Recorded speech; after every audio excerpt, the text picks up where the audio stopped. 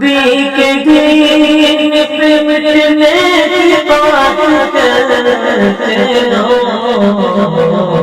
حسین جیسا کلیجا نستعينه ونستغفره ونؤمن به ونتوكل عليه ونعوذ بالله من شرور أنفسنا ومن سيئات أعمالنا من يهده الله فلا مضل له ومن يضلله فلا هادي له ونشهد أن لا إله إلا الله ونشهد أن سيدنا ومولانا محمدا عبده ورسوله أما بعد فأعوذ بالله من الشيطان الرجيم بسم الله الرحمن الرحيم ونزلنا من السماء ماء مباركا فأنبتنا به جنات وحب الحصيد والنخل باسقات لها طلع نضيد رزقا للعباد فأحيينا به بلدة ميتا كذلك الخروج صدق الله العظيم. معزز سامعین کرام، بزرگان محترم، دوستوں، بھائیوں، عزیزوں اور پیارے بچوں، اللہ رب العزت کا اس کائنات سے بہت گہرا رشتہ ہے۔ وہ رشتہ یہ ہے کہ اللہ خالق ہے اور کائنات مخلوق۔ خالق کا مخلوق سے گہرا رشتہ ہوتا ہی ہے، بنانے والے کا جس چیز کو وہ بناتا ہے اس سے بڑا تعلق ہوتا ہے، پیار ہوتا ہے۔ دوسرا اس کو خراب کرے، دنیا کی کوئی چیز ہو، بنانے والا بنا کر کے دے کسی کو، دوسرا خراب کرے، بنانے والا دیکھ رہا ہو تو تڑپ جائے گا، چھین لے گا، میں نے اتنی محنت سے بنایا ہے تم اس کو خراب کر رہے ہو۔ دنیا اللہ کی بنائی ہوئی ہے، کائنات اللہ کی بنائی ہوئی ہے، تو کائنات کی ہر چیز اللہ کی مخلوق ہے، اور مخلوق سے خالق کا رشتہ گہرا ہوتا ہے۔ اب اس کے بعد مخلوق میں بھی درجہ بندی ہے، بہت ساری مخلوقات ہیں۔ ان مخلوقات میں سب سے معزز مخلوق انسان کی ہے، اشرف المخلوقات۔ تو ظاہر سی بات ہے کہ ہمارے پاس ہماری بنائی ہوئی چیز، ہماری خریدی ہوئی چیز کوئی 10 روپے کی ہے، کوئی 100 روپے کی ہے، اور کوئی 1000 روپے کی ہے، کوئی 1,00,000 روپے کی ہے۔ تو جیسے جیسے اس کی کاسٹ ہوگی، قیمت ہوگی، میزرمنٹ ہوگا، اس کی حیثیت ہوگی، اسی اعتبار سے اس کی طرف دل کا میلان زیادہ ہوگا۔ موبائل آج کل ہے، مہنگا آ رہا ہے، موبائل کو بائیں جیب میں رکھتے ہیں، بھول کر سے دائیں جیب میں رکھ لیا، 1,00,000 روپے والا ہے، 1,50,000 روپے والا ہے، اب دیکھا موبائل نہیں ہے، پریشان ہو گیا، اس کو مل گیا۔ وہ ہماری چیز ہے لیکن اس کی زیادہ قیمت ہے، تو اسی اعتبار سے پریشان ہو گئے۔ جیب میں 10 روپیہ تھا نہیں اتنی زیادہ پریشانی، پیچ چی بجبی ہونا، ماتھے پہ شکن آنا، اتنا زیادہ نہیں ہوگا موبائل. حالانکہ ابھی ہے، ابھی پتہ چلے گا جب کہ ہمارا موبائل ہماری جیب ہی میں ہے، لیکن تھوڑی دیر کے لیے ارے کہاں چلا گیا. کیوں؟ اس کی بیش قیمت، اس کے بیش قیمت ہونے کی وجہ سے اس سے تعلق زیادہ ہے، تو اس کی وجہ سے اس کی فکر ہوئی.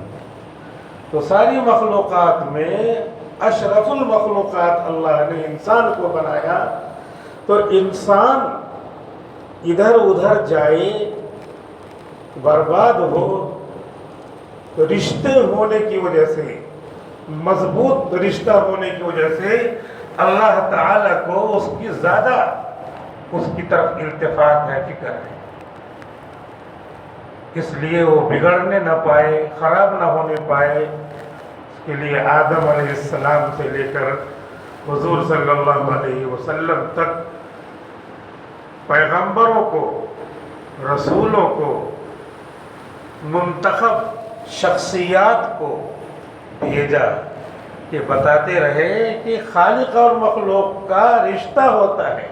اس میں سب سے بڑی مخلوق، سب سے اشرف اور اعظم آنرڈ کریچر انسان ہے. انسان سے اللہ کا بہت تعلق ہے، تو بگڑنا نہیں، رشتہ بگاڑنا نہیں، خود بگڑنا نہیں، خراب مت ہونا. یہ بناتے آئے، بتاتے آئے، اور وہ پیغمبر ایسی ہدایات اللہ کی طرف سے دیتے آئے جن سے رشتہ بگڑے نہیں، انسان بگڑے نہیں، انسان کے اندر فساد نہ آئے. تو پیغمبران خدا بالعموم اور سب سے اخیر میں بالخصوص خاتم الانبیاء حضرت محمد رسول اللہ صلی اللہ علیہ وسلم تشریف لائے، اور آپ نے اشرف المخلوقات کو اللہ سے، خالق سے مخلوق کو مربوط رہنے کا طریقہ بتایا کہ اسی طرح مربوط رہنا، ورنہ اس سے ہٹے تو بگڑے، خراب ہوئے، برباد ہوئے. بتاتے رہے. پورا قرآن کریم یہ message of Allah revealed on the heart of Prophet Muhammad, assigned by Creator. پورا قرآن کریم اللہ کا میسج ہے. محبوب کا میسج آتا ہے، موبائل دیکھا میسج آ گیا. دنیا بھر میں کہیں سے بھی کسی کا میسج آتا ہے، دیکھتے، آسمان سے آیا ہوا یہ میسج ہے. یہ پورا 6236 آیتوں پر مشتمل قرآن کریم یہ آسمان سے آیا ہوا میسج ہے. اور میسج کو ڈیلیٹ کر دو، ڈیلیٹ ہو جائے گا. اس میسج کو اللہ نے کہا ہے اِنَّا نَحْنُ نَزَّلْنَا الذِّكْرَ، یہ میسج ہم نے اتارا ہے، وَإِنَّا لَهُ لَحَافِظُونَ، اور ہم اس کی حفاظت کریں گے. حفاظت اللہ تعالیٰ اپنی فوج ہی سے کروائیں گے. اللہ کی یہ فوج ہے، انسان اللہ کی فوج ہے، ہوائیں اللہ کی فوج ہے، اللہ کی سب مخلوق اللہ کی فوج ہے. جس مخلوق کو جب چاہے فوج کے طور پر استعمال کریں. سب مخلوق، بولنے والی، سمجھنے والی، نہ سمجھنے والی، سب مخلوق اللہ کی فوج ہے. آگ بھی اللہ کی فوج ہے، پانی بھی اللہ کی فوج ہے. سب جس سے جو چاہے کام لے لے. انسانوں کو بتا دیا کہ تم ان کو استعمال کرو، لیکن اللہ تعالیٰ جب چاہے جس کو فوج کے طور پر استعمال کر لے. کہ اللہ نے اپنی فوج بھیج کر کے بتا دیا کہ دیکھو میرے پیغمبر مجھ سے رشتہ جوڑنے کے لیے جو جو باتیں بتا رہے ہیں اس کو مانتے رہو. 6236 آیتیں قرآن کریم کی ہیں، اس میں میسج آف اللہ، اللہ کا میسج ہے. صاحب پیغام اس لیے ہے تاکہ ہم بگڑے نہیں، ہمارا رشتہ اللہ سے مضبوط رہے. رشتہ بگڑ جاتا ہے، تعلق ٹوٹ جاتا ہے، تو پھر وہ چیز پھینک دی جاتی ہے. برباد کر دی جاتی ہے، خراب کر دی جاتی ہے، کیونکہ اب وہ رشتہ اس کا، تعلق اس کا بگڑ گیا۔ ہمارا موبائل نہیں چل رہا ہے، ہمارا پنکھا نہیں چل رہا ہے، ہماری فریج نہیں چل رہی ہے، ہمارا دروازہ صحیح سے نہیں بند ہو رہا ہے، بگڑ گیا، رشتہ ختم ہو رہا ہے۔ اب اس کو پہلے دیکھیں گے، ٹھیک ٹھاک کریں گے، ہو رہا کہ نہیں ہو رہا، چلے گا کہ نہیں چلے گا، ساتھ دے گا کہ نہیں دے گا۔ ساتھ دے گا تو چلاتے رہیں گے، موبائل بھی چلاتے رہیں گے، دروازہ بھی چلاتے رہیں گے، پنکھا بھی چلاتے رہیں گے، اور واٹر کولر بھی چلاتے رہیں گے، ایئر کولر بھی چلاتے رہیں گے، سب چلاتے رہیں گے۔ اور نہیں چلا تو ان کو ڈسٹ بن میں ڈال دو، دوسرا لاؤ۔ اللہ تعالیٰ نے اپنی مخلوق میں سے اشرف المخلوقات انسان کو بنایا، اور انسان کو بنانے کے بعد 1,24,000 انبیاء کرام آتے رہے، بتاتے رہے کہ یہ بگڑ رہے ہیں، ان کو صحیح کرو، بگڑ رہے ہیں صحیح کرو۔ سب سے آخر میں حضرت محمد رسول اللہ صلی اللہ علیہ وسلم تشریف لائے، اور اللہ کے رسول صلی اللہ علیہ وسلم نے بتلایا کہ تمہارا رشتہ اللہ سے ہے، اللہ خالق، تم مخلوق، اور تم اشرف المخلوقات۔ رشتہ اللہ سے بگاڑو نہیں، اللہ کے یہاں اس رشتے کی بنیاد پر، صحیح بندے ہونے کی بنیاد پر جب جاؤ گے تو تمہارے لیے مہمان خانہ ہے، جنت کے نام سے اس مہمان خانے میں ٹھہرائیں گے۔ اور بگڑ گئے کام کے نہیں ہیں تو تم جیسے اپنا سامان ڈسٹ بن میں ڈال دیتے ہو، تم کو بھی اللہ تعالیٰ جہنم کے نام سے ڈسٹ بن میں ڈال دیں گے۔ حالانکہ بنایا اللہ ہی نے، لیکن اب وہ رشتہ ہی نہیں ہے، اس میں چلتا ہی نہیں ہے، جیسے جیسے بتایا تھا سب کل پرزے اس کے خراب کر لیا اس نے۔ اپنی مرضی سے چل رہا ہے، موبائل اپنی مرضی سے بھاگ رہا، کسی کو لگانا ادھر ادھر بھاگ رہا، تو کیا کرتے ہیں؟ پھینکو یار اس کو۔ یہ بندہ ہے، یہ اپنی مرضی سے بھاگ رہا ہے، نماز کے لیے پکار رہے ہیں آ جا، شب برات کے لیے نئی رات اللہ نے دیا، اس کے بعد پھر جو ہے رمضان آ رہا ہے، اس کے لیے بلا رہے ہیں، بھاگ رہا ہے نہیں، بھوکے رہے گا۔ دکان کھول لیا اور اس میں پہنچ گیا 7 بجے دکان کھول کر کے، اور اس کے بعد نہ کسی نے ناشتہ دیا نہ اور کچھ دیا، اور اس کے بعد 8 بجے گھر پہ آ کر کے کھا رہا ہے، نہیں پہنچا پائے کوئی، بھوکا ہے، لیکن اپنی مرضی دکان کے لیے گیا تھا، وہ 1 لاکھ کا 2 لاکھ کا جو ہے نفع ہونے والا تھا، اس لیے چلا گیا، بھوک پیاس ختم اپنی مرضی سے۔ اللہ تعالیٰ کی مرضی یہ ہے کہ تم یہی 12-13 گھنٹہ بھوکے رہنا، سحری کے وقت سحری کھا لینا، افطاری کے وقت افطاری کر لینا، اپنی مرضی کو اللہ کی مرضی کے سامنے قربان کرنا، یہی رشتہ جوڑنے کا تعلق ہے، یہ رشتہ جوڑنے کا طریقہ ہے جو اللہ کے رسول محمد رسول اللہ صلی اللہ علیہ وسلم بتلا کے گئے ہیں۔ اس رشتے کو مضبوط رکھیں گے، مضبوط کریں گے تو اللہ تعالیٰ نے مہمان خانہ بنایا ہے جنت کے نام سے، اس مہمان خانے میں جگہ دیں گے۔ اور اللہ کا مہمان خانہ کب تک رہے گا؟ انسان فانی ہے، انسان 60 سال دنیا میں رہتا ہے تو اس کے لیے ہر چیز کو فانی بنایا، مہمان آئے تو اس کے لیے 3 دن آپ مہمان ہیں، بقیہ اس کے علاوہ اگر رکنا چاہے رکیے، دال سبزی ہم کھاتے ہیں، دال سبزی آپ کھائیے۔ مہمان آتا ہے گھر پہ تو پہلے دن زیادہ اہتمام کیا جانا چاہیے، دوسرے میں تھوڑا سا کم، تیسرے میں تھوڑا سا کم، تینوں دن مہمان ہے۔ اکرموا ضیوفکم، اپنے مہمان کا اکرام کرو، تو اللہ لا یؤمن، وہ پکا ایمان والا نہیں ہو سکتا۔ اللہ کے رسول نے فرمایا کہ کون؟ من لا یکرم ضیفہ، جو اپنے مہمان کا اعزاز نہ کرے۔ تو مہمان کا اکرام کرنا یہ اللہ کے رسول کا حکم ہے اللہ کی طرف سے، اور اس سے رشتہ مضبوط ہوتا ہے اللہ کا۔ اللہ تعالیٰ نے لوگوں کو بتایا کہ تم فانی ہو تو تمہارا مہمان 3 دن کے لیے ہے، محدود ہو تمہاری زندگی 60 سال کی تو تمہارا مہمان 3 دن کا رہے گا، تم جاؤ دوسرا آئے گا، تم جاؤ وہ جائے تیسرا آئے گا، محدود۔ لیکن اللہ کی ذات لا محدود ہے، کہاں سے شروع ہو رہی کہاں سے ختم ہو رہی نہیں معلوم، تو اس کا مہمان خانہ بھی کیا ہوگا؟ لا محدود۔ اس کے مہمان خانے میں رہنے والی زندگی بھی کیا ہوگی؟ لامحدود، وہاں پہ حد نہیں ہے، لمٹ لیس ہے. اللہ لمٹ لیس ہے تو اس کے مہمان خانے میں کھانا بھی لمٹ لیس ہوگا، رہنا بھی لمٹ لیس ہوگا، ہر چیز لامحدود ہوگی. رہیے وہاں. اس رشتے کو مضبوط کرنے کے لیے اللہ کے رسول صلی اللہ علیہ وسلم نے 3 طریقہ بتلایا ہے. پورے قرآن میں وہی تینوں طریقہ ہے جو 30 پاروں میں بکھرا ہوا ہے، وہی 3 طریقہ ہے. اسی 3 طریقے سے اللہ تعالیٰ کا رشتہ بندے کے ساتھ ہمیشہ مضبوط رہے گا. ایک طریقہ کیا ہے؟ ایک طریقہ یہ ہے کہ توحید،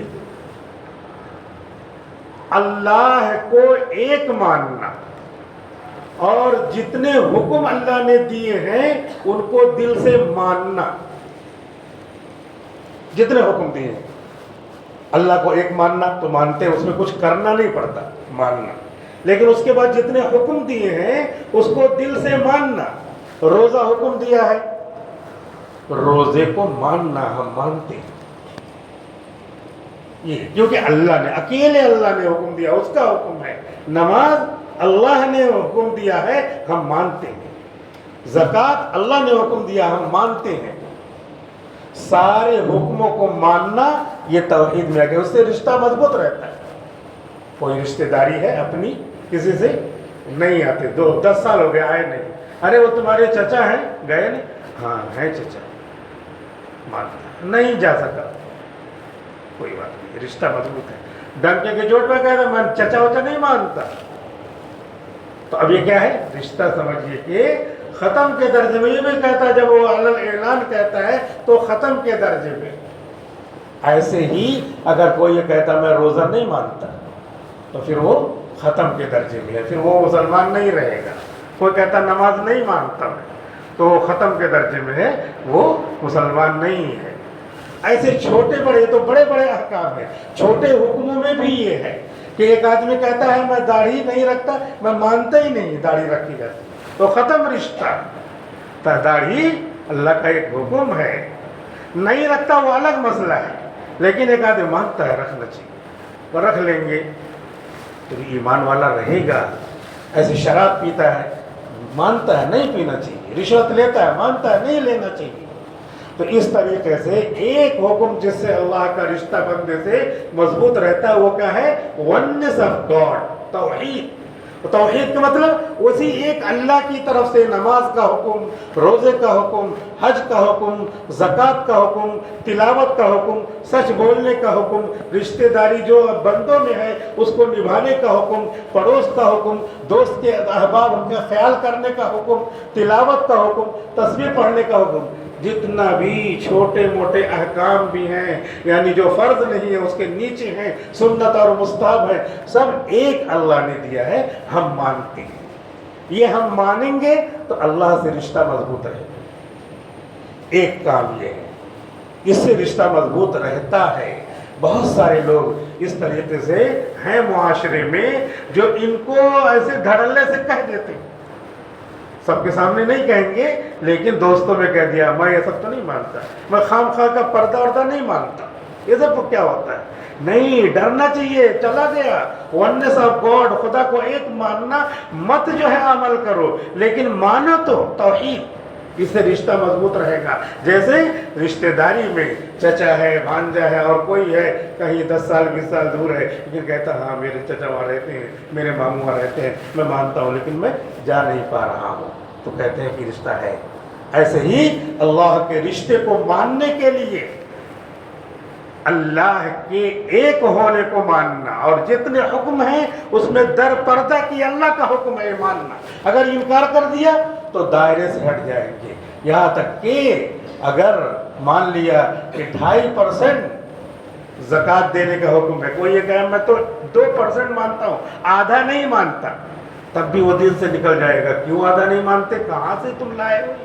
نہیں مانتے. نہیں، جو ہے ثابت ہے. حضرت ابو بکر صدیق نے اسی لیے فرمایا تھا رضی اللہ عنہ کہ کوئی اگر رسی بھی حضور کے زمانے میں دیتا تھا اور کہتا تھا میں نہیں مانتا تو میں اسے جہاد کروں گا. یہ کیا ہو گیا؟ کیوں؟ اس لیے کہ وہ دین سے باہر جا رہا ہے. اس کو کہوں گا کہ دین کے اندر آؤ، نہیں آتا تو پھر میں اسے جہاد کروں گا، اس کو ماروں گا، اس سے جو ہے وہ گویا کہ دین اسلام کو برباد کر رہا ہے، دین اسلام کو وہ چھوڑ چکا ہے۔ اور مرتد کی سزا کیا ہے؟ مرتد کی سزا یہی ہے، اگر کوئی دین اسلام چھوڑ دے تو سب پہلے سمجھایا جائے گا، سمجھ گیا فَبِهَا وَنَعِمَتْ، بہت اچھا، آ جائے گی، گھر میں رہیے۔ نہیں سمجھا تو 3 دن کا موقع دیا جائے گا، علماء کو لگایا جائے گا، اس کو سمجھاؤ۔ نہیں سمجھتا تو اس کی سزا قتل ہے، اگرچہ اسے اسلامی حکومت نافذ کرے گی تاکہ جھگڑا اور لڑائی نہ ہو۔ ہر کوئی نہیں قتل کر سکتا کہ چلو اس کی سزا یہ ہے، لیکن ہے قتل سزا۔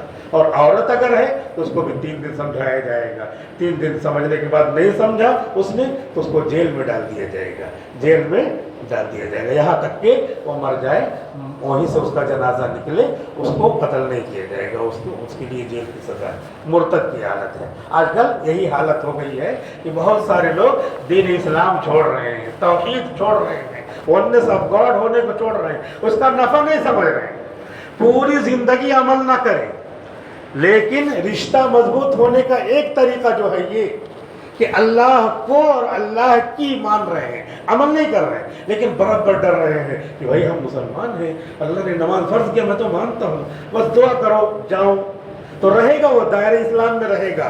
اسی طرح ایک نیکی بھی اس نے نہیں کیا، لیکن یہ ایمان بچا کے لے جانا، جو تو ہماری تبلیغی جماعت کے الفاظ میں کہا جاتا ہے ایمان بچا کے لے جاؤ، اسی کو میں جو ہے اس طرح ایلیبریٹ کر رہا ہوں، اس کو سمجھ جائے بچانے کا مطلب کیا ہے، کہ ایمان بچا کے لے گیا کا مطلب یہی ہے کہ پوری زندگی کچھ بھی عمل نہیں کیا، لیکن ڈرتا رہتا ہے، داڑھی لوگ کہتے ہیں رکھنا چاہیے، نہیں رکھ رہا ہوں، بس جو ہے غلطی ہے، اور رشوت لے رہا ہے، غلط ہے، نہیں لینا چاہیے، مان رہا ہوں میں، اور جتنے بھی گناہ ہے، قتل، غارت گری، خوریزی، تو وہ سب قسمیں کر لیجئے، سب کو کہہ رہا ہے کہ میں مانتا ہوں میرے نبی نے منع کیا اس سے، لیکن نہیں کر پا رہا ہوں، دعا کرو، اور ہو سکتا ہے اسے مانتے مانتے یہ چلا گیا تو ایمان کے ساتھ گیا، وہ جنت میں جائے گا۔ ہاں یہ سزا اس کی جتنی بھی ہو، اللہ تعالیٰ جتنی بھی سزا دے، لیکن اس سزا کے بعد اس ایمان کا بدلہ ہمیشہ کی جنت ہے، یہ ہم کو بھی پہلے پکا یقین ہو، اور ہمارے بچوں کو، بھائیوں بہنوں کو پکا یقین ہو، جو جھٹ سے دنیا کی لالچ میں، چند کروڑ چند پیسوں کی لالچ میں کیا ہے، ایمان کو چھوڑ دے رہے ہیں، وہ رشتہ اللہ کا مضبوط جو ہے اس کو ختم کر دے رہے ہیں، تو اللہ بھی رشتہ کو ختم کر دے گا۔ کیوں؟ اس لیے کہ تم نے آج مجھے بھلا دیا، قرآن کہتا ہے الیوم ننساکم، آج محشر کے میدان میں تم کو بھول جا رہا ہوں، تم نے مجھے یاد نہیں کیا، تم نے میرا رشتہ یاد نہیں رکھا، لہٰذا میں تم کو بھول جا رہا ہوں، اور تم کو میں نہیں یاد رکھوں گا، لہٰذا میرے مہمان خانے میں جنت میں تم کو جگہ نہیں ہے، تمہارے لیے ڈسٹ بن میں جگہ ہے جس کا نام ہے جہنم۔ دوسرا رشتہ، دوسرا طریقہ اللہ اور اس کے بندے کے درمیان مضبوط کرنے کا کیا ہے؟ رسول کی رسالت کو ماننا۔ ہمارے نبی آئے ہیں، ہم اپنے من سے کوئی نیک کام کریں نہیں، وایا ذریعہ میڈیم حضور ہونا چاہیے، حضور اکرم صلی اللہ علیہ وسلم، بہت اونچا مقام آپ کا ہے، بعد از خدا بزرگ تو یہ قصہ مختصر، لا يمکن الثناء کما کان حقہ، آپ کا جو حق ہے اس طرح تو تعریف کر ہی نہیں سکتے، اللہ کے بعد سب سے بڑے آپ ہیں، تو جتنے بھی نیک کام ہیں ان نیک کاموں کو حضور نے بتلایا ہے تب نیک ہے، نبی نے بتلایا تب نیک ہے، اپنے من سے کوئی نیک کام نکالے تو وہ غلط ہے، وہ پروفڈ نہیں ہے، ہم کہہ رہے بہت اچھا کام ہے، یہ کر رہے ہیں، یہ سب کر لو، اسی لیے بہت ساری باتیں اپنے بھائیوں کو بتائی جاتی ہیں جس کا نام ہے بدعت، تو لوگ اس سے بدعتی ہیں کہ کیا ہو گئی، نہیں، اس کی تشریح یہ ہے کہ ہمارے نبی صلی اللہ علیہ وسلم سے وایا، ان سے لگ کر، ان سے ٹچ ہو کر کے، ان سے اپروفڈ ہو کے نہیں آ رہا ہے، یہ ہم حضور کا مقام دے رہے ہیں، بتا رہے کہ جو تم کر رہے اچھا، لیکن یہ اچھا نہیں ہے، جو ہمارے نبی چاہیں، جو ہمارے نبی کہیں وہ اچھا، کیوں؟ ما ينطق عن الهوى ان هو الا وحی یوحى، نبی جو بولتے ہیں، نبی جو کرتے ہیں، جو نبی عادت اسٹائل تو تھوڑا بے ادبی ہو جا رہی ہے، نبی کی جو بھی حرکت ہے، طریقہ ہے، جو بھی سنت جس کو کہتے ہیں، وہ سب کیا ہے؟ اللہ کا بتایا ہوا ہے، راستہ یہ ہے، کس راستے سے آ رہا ہے، دوسرے راستے سے آئے گا تو نہیں مانا جائے گا، اس کی ایک مثال دے دیتے ہیں، حضور اکرم صلی اللہ علیہ وسلم رات میں گشت لگاتے تھے، کبھی 2 بجے 3 بجے اٹھ کے کہ میں اپنے صحابہ کو سمجھاتا ہوں بتلاتا ہوں تو کیا وہ سب اس پہ عمل کرتے بھی ہیں، کیسے ہے دیکھتا ہوں. جیسے استاد پڑھاتے ہیں تو شاگردوں کا کمرہ چیک کرتے ہیں، کلاسوں میں چلے جاتے ہیں، بچے پڑھ رہے ہیں کہ نہیں پڑھ رہے ہیں، کیا کر رہے ہیں، ہم نے جو بتایا اسے یاد کر رہے ہیں کہ نہیں کر رہے ہیں. حضور نے فرمایا بعثت معلما، میں معلم بنا کے بھیجا گیا ہوں. تو آپ نے معلم ہونے کا جو حق ادا کیا، ہر ایک کو عمل کروایا، بتایا، چیک کیا، غلط ہوا تو اس کی تصحیح کیا. چنانچہ حضور ایک بار نکلے 2 بجے 3 بجے رات میں، واپس آئے. تو رات میں جب نکلے آپ 2 بجے 3 بجے جو بھی ٹائم تھا، تو حضرت ابو بکر صدیق کے مکان کے پاس سے گزرے آپ، تو دیکھا کہ تلاوت کر رہے ہیں حضرت ابو بکر صدیق، لیکن بہت آہستہ آہستہ کر رہے ہیں. ٹھیک ہے، اللہ کے رسول رات میں کسی کو زحمت نہیں دیتے تھے. اسلام کی خصوصیت یہ ہے کہ کسی کو تکلیف نہ دی جائے. اللہ کے رسول صلی اللہ علیہ وسلم کا طریقہ کیا تھا؟ تہجد کے لیے بھی اٹھتے تھے تو آہستہ اٹھ رہے ہیں، آہستہ سے دروازہ کھول رہے ہیں، آہستہ سے مسجد میں جا رہے ہیں. سونے والے سوتے رہے، اور جس کو اٹھنا ہے آہستہ سے، آتے تھے تو آہستہ سے سلام کر رہے ہیں، السلام علیکم. جاگ رہے ہیں تو جاگ جائیں، کیونکہ نفل نماز ہے. نفل نماز میں نفل ہے اپنی طرف سے کرو. فرض نماز میں اس کو تاکید کی جائے گی، اٹھایا جائے گا. عشاء سے پہلے سونا اسی لیے منع ہے کہ عشاء کی نماز تمہاری چھوٹ جائے گی، منع ہی ہے. تو نوافل میں جو فرض اور واجب کے علاوہ ہیں، اس میں بھی لوگوں کا خیال کرنا ہے کہ تکلیف نہ پہنچے. ہمارے نبی صلی اللہ علیہ وسلم کا یہ طریقہ تھا. چنانچہ آپ روڈ سے راستے سے گزر رہے ہیں تو سن لیا، ٹھیک ہے، اس وقت بولنے کی ضرورت نہیں. جو اپنے کام میں لگا ہے، جو تلاوت کر رہا ہے اور اللہ کو یاد کر رہا ہے، اس کو یاد کرنے دو. اس کے بعد اور آگے گزرے، حضرت ابوبکر صدیق کے مکان سے آگے رضی اللہ عنہ حضرت عمر رضی اللہ عنہ کے مکان کے پاس سے گزرے تو پتہ چلا کہ وہ بہت زور زور تلاوت کر رہے ہیں، بہت بلند آواز سے تلاوت کر رہے ہیں. ٹھیک ہے، اور پوری سب گلیاں گھوم کر کے مسجد میں آ گئے. تہجد کا ٹائم تھا، آپ نے تہجد پڑھی. اس کے بعد پھر فجر کا وقت ہوا، فجر کی نماز پڑھائی. فجر کی نماز کے بعد آپ کا معمول یہ تھا کہ صحابہ سے پوچھتے تھے کہ کیا حالات، رات میں کوئی واقعہ پیش آیا، کسی نے کوئی خواب دیکھا، کوئی اور بات ہو تو بتاؤ. یہ سب چیزیں معلوم کرتے تھے آپ. اور کسی دن کچھ نہیں پیش آیا تو آپ اپنا واقعہ سناتے تھے. آج آپ نے پوچھا سب سے، کوئی نہیں کچھ بولا تو حضور نے فرمایا آج میں گشت کے لیے رات میں نکلا تھا، تمہارا جو ہے حال معلوم کرنے کے لیے نکلا تھا.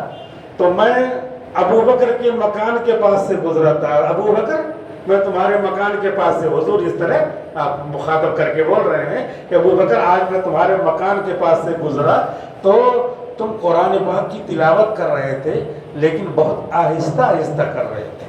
کیوں؟ تو حضرت ابو بکر نے بتلایا کہ میں اللہ کو سنا رہا تھا. اللہ زور سے بھی سنتا، آہستہ بھی سنتا. یہ وجہ دیکھیے، وجہ کتنی اچھی ہے.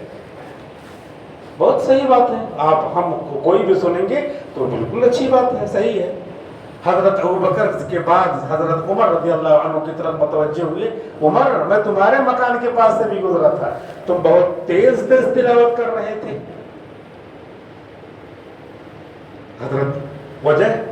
حضرت عمر بولے کہ میں اصل میں شیطان کو بھگا رہا تھا اور سونے والوں کو جگا رہا تھا. میں شیطان کو بھگا رہا تھا اور سونے والوں کو جگا رہا تھا. بہتر ہے سونے والے جاگ جائیں، اللہ کو یاد کریں. شیطان ان کی آواز سن کر کے وہ گلی جو ہے بدل دیتا تھا، راستہ بدل دیتا تھا. شیطان بہت ڈرتا تھا، کبھی کبھی انسانوں کی شکل میں آتا تھا سامنے تو بدل دیتا تھا، اور عام جیسے رہتے ہیں اس طرح رہتا تو اس طرف سے آتا ہی نہیں تھا، بہکانا تو درکنار تھا. یہ حضور نے سنا.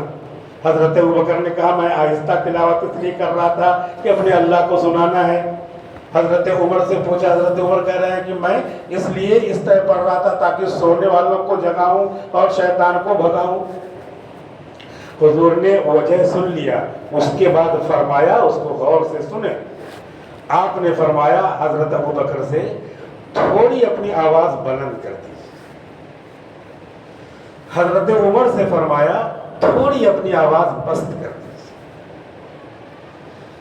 یہ جو اب آیا ہے حکم، جتنی بھی ان کی آواز بلند رہی ہے اس سے تھوڑا پست، ان کی جتنی بھی پست رہی اس سے تھوڑا بلند، یہ جو طریقہ آیا ہے یہ اپرووڈ بائی پروفٹ ہے. وجہ ان کی بھی صحیح، وجہ ان کی بھی صحیح، لیکن جو نبی اس کے راستے سے آئے گا وہ دین ہوگا. اس وجہ سے اللہ سے رشتہ مضبوط کرنے کے لیے رسول اکرم صلی اللہ علیہ وسلم کی رسالت کا سورس، ذریعہ، ٹچنگ حضور نے فرمایا تب کیا جائے گا. اسی لیے بہت کوشش کی جاتی ہے، تھوڑا کام کر رہے ہو، ایک آدمی ہے کیا کر رہا ہے، کیلا کہ اس ہاتھ میں لیجئے اور توڑی ایسے کھائیے. یہ کہاں سے لائے بھائی؟ وہ اپرووڈ نہیں ہے تو یہ نہیں، داہنے ہاتھ سے کھاؤ بس یہ اپرووڈ ہے، ایسے کھاؤ یا کیا نام ہے منہ سے توڑ کے کھاؤ یا ڈائریکٹ منہ سے کھاؤ، دونوں ہے. کیلا تھا نہیں تھا، حضور نے بتایا داہنے ہاتھ سے کھاؤ، داہنے ہاتھ سے کھا رہے ہیں. گوشت ہے، حضور نے فرمایا کہ نوچ کر کے میں کھاتا ہوں، ایسے نوچ کے کھاتے تھے. تو گوشت ہے سید الطعام، کھانوں کا سردار، تو اس کی سنت ہے کہ نوچ کے کھایا جائے. اب لاکھ طریقے آئیں، نوچ کر کھانا سنت ہے. اب کوئی کہے خراب لگتا ہے تم کو، کوئی سنت خراب نہیں ہو سکتی، تم اپنے دماغ کو خراب کرو. ورنہ جو ہے پانی خراب رہتا ہے تو اس میں بھی لوگ کیا کر لیتے ہیں، وہ غسل اور ساری چیزیں کرتے ہیں، ان کو خراب نہیں لگتا، تو ان کا دماغ صحیح ہے یا اللہ جانے کیا ہے. بہرحال یہ ہے کہ حضور سے پروفڈ ہو. اسی لیے ہر جگہ تشریح، ہر جگہ علماء سے پوچھا جاتا ہے، 50 سال جنہوں نے زندگیاں لگا دی ان سے پوچھا جاتا ہے. ہم لوگ اتنا دن پڑھا رہے ہیں پھر بھی شک ہوتا ہے، جھٹ سے کتاب دیکھو کہ کہیں ہے کہ نہیں ہے. اور ہم سے آپ لوگ اور دوسرے لوگ پوچھتے ہیں تو جو معلوم رہتا ہے بتاتے ہیں، اور جو نہیں معلوم رہتا ہے رک جاؤ، پہلے اپرووڈ بائی پروفٹ ہے کہ نہیں ہے. یہ سب کی ذمہ داری ہے کہ حضور کے راستے سے آیا ہو، تب اللہ سے بندے کا رشتہ مضبوط ہوگا. اور تیسرا جو ہے رشتہ مضبوط یہ ہوگا اللہ سے کہ ہم یہ سب جانیں اکاؤنٹیبلٹی، اللہ کے سامنے حساب دینا. مرنا ہے، میں نے جو آیت پڑھی اس میں ہے کذالک الخروج، اسی طریقے سے مر کر کے زندہ ہونا ہے، اور یہ جو کچھ کیا ہے سب کا حساب دینا ہے. آج دنیا میں لوگ غافل ہیں، میرا مال، میری صحت، میری مرضی، لاس اینجلس جل رہا ہے، وہاں پہ لوگ کہہ رہے ہیں کوئی خدا نہیں، میں نہیں مانتا.